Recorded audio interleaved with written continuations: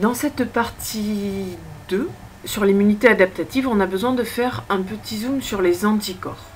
Alors, si vous avez bien suivi, la présence d'anticorps dans le sang est la preuve que l'organisme se défend contre un agent infectieux. Le temps que la réponse adaptative se mette en place, il faut environ 6 jours pour que les anticorps apparaissent dans le sang d'un patient et qu'on puisse les détecter. Un test du Covid-19 consiste notamment à détecter dans un échantillon de sang la présence d'anticorps anti-coronavirus. Ce test immunologique peut fournir un résultat positif, c'est-à-dire il y a des anticorps dans le sang du patient, même si la personne est rétablie, puisque les anticorps vont rester un certain temps dans le sang du patient. Voilà. Alors il y a différentes techniques expérimentales qui permettent de détecter ces protéines d'anticorps dans le sang. Bon, pour l'instant on ne rentre pas dedans, dans le détail, et si on a l'occasion de faire des TP quand on se retrouve, on en reparle. Notamment on peut faire des électrophorèses qui repèrent de nouvelles protéines dans le sang. Ici, il s'agit de 2 électrophorèses réalisées sur un lapin témoin et un lapin qui a été immunisé, c'est-à-dire qui a été infecté puis qui a développé l'immunité adaptative. Et l'électrophorèse qu'on a déjà faite, qui consiste à séparer les protéines qu'il y a dans le sang du lapin, permet de voir que chez un lapin témoin, on va avoir 3 types de protéines: les bêta-globulines, symbolisées par cette bande, les alpha-globulines et de l'albumine. Alors que dans un lapin immunisé, on va trouver en plus une bande supplémentaire, même si elle est légère, qui correspond aux gamma-globulines, un nouveau type de protéine qu'on n'avait pas dans le lapin témoin. Les gamma-globulines, ce sont les anticorps. Gamma-globulines, c'est un synonyme des anticorps. Donc on retrouve bien ici des anticorps dans un sang de lapin, parce que 8 jours auparavant, il a reçu un corps étranger. Alors, le point le plus important, ça va être de connaître la structure de ces anticorps. La structure moléculaire des anticorps est à connaître. Ce sont des grosses protéines. Protéines, donc séquences d'acides aminés. Ce sont plein de petites molécules d'acides aminés enchaînées les unes aux autres et sous la forme de 4 chaînes d'acides aminés, 4 chaînes peptidiques. On a 2 chaînes lourdes, parce qu'elles sont très grandes, qui sont les chaînes ici bleu clair et bleu foncé, et on a 2 chaînes légères, plus courtes, la jaune et la verte. Il faut savoir, vous avez une autre représentation ici d'une molécule d'anticorps, d'une protéine d'anticorps, et son schéma à côté. Très schématiquement, on retrouve nos 2 chaînes lourdes, ici et ici, qui sont identiques entre elles, qui sont constituées des mêmes séquences d'acides aminés, et qui sont rattachées à 2 chaînes légères, une ici et une ici, qui sont constituées d'acides aminés identiques. Donc on a 2 chaînes lourdes identiques et 2 chaînes légères identiques. Ensemble, elles forment une molécule en forme de Y. Au bout des branches du Y, on a une forme bien particulière qui va être le site de fixation de l'antigène. Et on a 2 sites de fixation de l'antigène. De l'autre côté, à la base du Y, on a le site de fixation au phagocyte. On remarque quand on compare la séquence d'acides aminés de chaque chaîne, on va pouvoir remarquer dans la diapositive suivante que l'extrémité des chaînes est extrêmement variable d'un anticorps à l'autre. On ne retrouve pas du tout la même séquence d'acides aminés d'un anticorps à l'autre. On appelle ça la partie variable de l'anticorps, représentée en hachuré sur ce schéma. Tout ce qui n'est pas hachuré constitue la partie constante de l'anticorps. C'est-à-dire que si on compare cette partie constante sur 4 anticorps différents, on retrouve globalement la même séquence.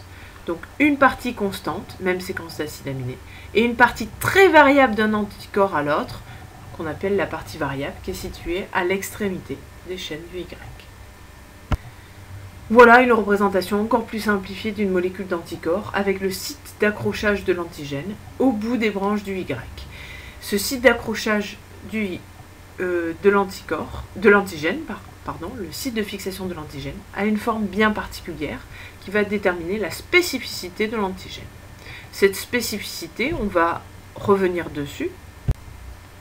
On peut la représenter très schématiquement de cette manière-là.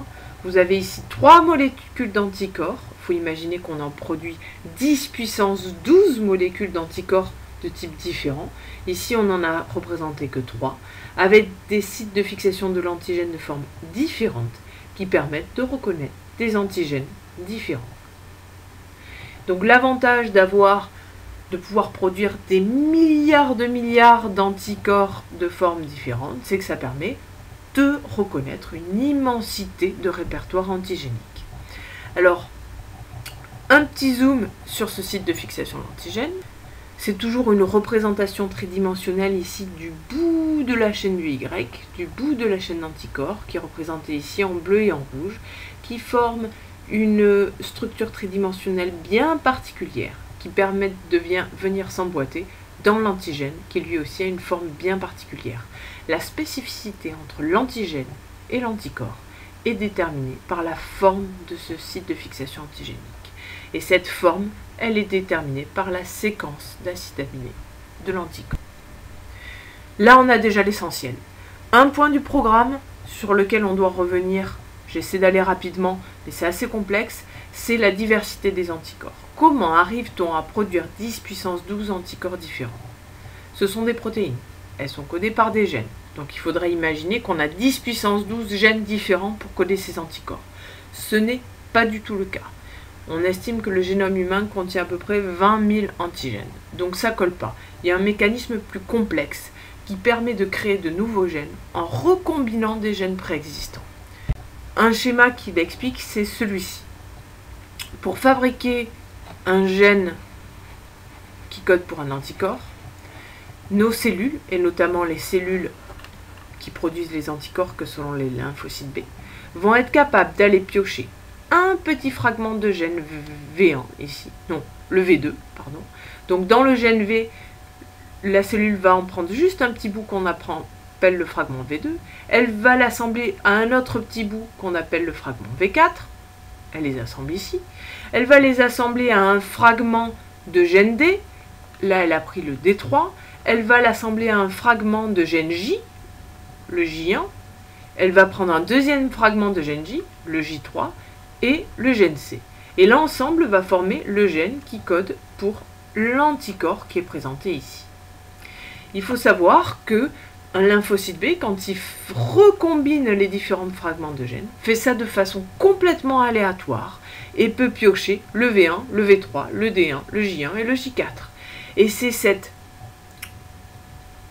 ce mécanisme de recombinaison qui permet de créer une très grande diversité de gènes et donc derrière une très grande diversité d'anticorps.